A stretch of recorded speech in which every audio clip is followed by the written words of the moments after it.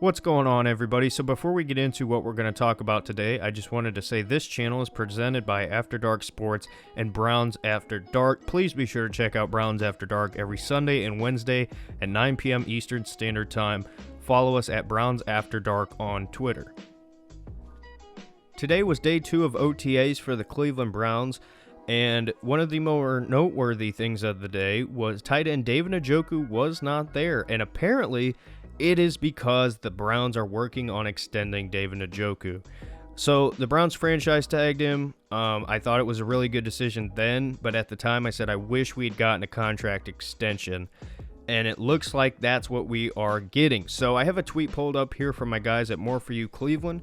So they say the deal the Browns and David Njoku are close to an agreement on is reportedly, per Mary Kay, between $13 and $14 million, which would make him the 5th highest paid tight end in the league. How do we feel about that? So I think this is incredible personally. I think it's a bit interesting, right? Because so far we've seen Andrew Berry extend a couple players. And when you're talking about the core of the Cleveland Browns, we don't know the years on this contract yet, or I don't know the years on this contract, but where they're at right now is more so working out the guaranteed money, which we will have to see on that. But David Njoku is going to be extended by the Cleveland Browns soon. I don't know when, but it's happening.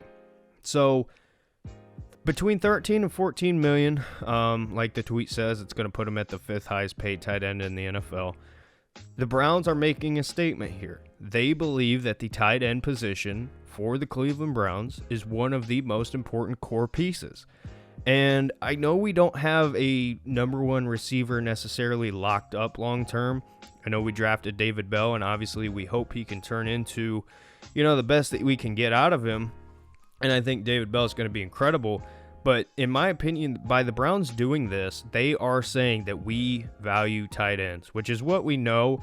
But when you look at the Kevin Stefanski offense, the question that I had post the trade for Deshaun Watson and obviously the extension was, how much is the offense going to change? I think that's kind of been a debate among the fan base of it's not going to change at all, it's going to change drastically. Where I stand on it is it's going to be the same offense, meaning the same structure, a lot of tight ends, a lot of RPO, a lot of play action, but you're going to see new things kind of integrated into the offense. And I know I said RPO was already a part of it, but not really. We're going to see more of that because those are the kind of things in Houston that Watson did that the Browns now with him on the team as the quarterback, those are things that you can really do now. And it's not that Baker Mayfield couldn't do that. It's just we never really did. But you want to get the best out of your players, and I think that's what we're going to do now here with the offense. So as far as Njoku, it's a bit interesting to me because there's kind of been talking about a debate among the fan base.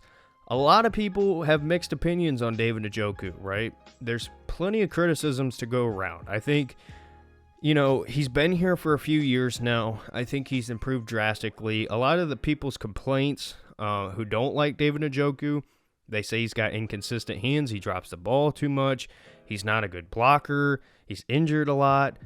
Here's the thing. In his time in Cleveland, he has had his fair share of injuries for whatever reason. I'm not going to say it's because he's injury prone, but he has racked up a couple for multiple different reasons. So when it comes to the other two sides of this debate here, when it comes to his receiving ability and his blocking ability, I want to start with blocking because early on, it was clear David Njoku was not a great blocker, but he has massively picked up that part of his game. And you have to wonder, how much of that is Bill Callahan. And because, man, it's clear to see when you watch the tape, when you watch the games, and especially even re-watching it, right? Because a lot of times you miss some things when you're watching a game live. And then when you go back and you kind of pay attention to specific positions, geez, that was a tongue twister for no reason, but when you pay attention to him, he's massively improved. And I think that is very valuable because versatility is very important. One of the things I talk about the most defensively we have guys that can do a lot of different jobs. And I'm going to talk about this here shortly with the cornerback position. But talking about Njoku, in order for him to be successful on the Browns, he was going to have to improve as a blocker, and he was just going to have to be more consistent receiving the football.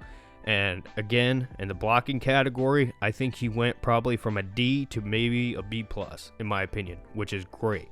Fantastic. I don't know what all work he's done, but the work has paid off. As far as the receiving side of things, I think David Njoku has massively improved there as well. I think the problem for me is I don't think we've utilized him to the best of his abilities. And I really hope going forward in this maybe adjusted version of the Kevin Stefanski offense that we're going to see Njoku get a lot more fade routes in the end zone. I hope we get to see him a lot more as far as, working the outside. We've kind of, fans do these kind of things where we just talk about and throw things out there. And the one thing that a lot of me and my friends and kind of other people I talk to who are Browns fans say, I don't understand why we don't have Njoku on the outside more. Let him use his strength, let him use his size to go up and get balls. I mean, he can do it. So I'm hoping that in this new era, the Cleveland Browns, that's one of the things that you see. But again, when it comes to extending Njoku or letting him walk, it's not like he's one of the best tight ends right now. I mean, he's certainly not in the conversation of like top 3. We could have to break it down if you want to get specific on his ranking, but I think the potential is there. And I think now that you pair him, in my opinion, with a quarterback who fits his skill set more, we'll see what he can be. I think he's got a lot of potential. I'm happy. But what do you guys think about it? Do you agree with extending David Njoku? What do you think the years are going to be? Let me know your thoughts. Be sure to let me know in the comment section below. Like this video and subscribe if you really like the channel. I'd appreciate it. Have a good one.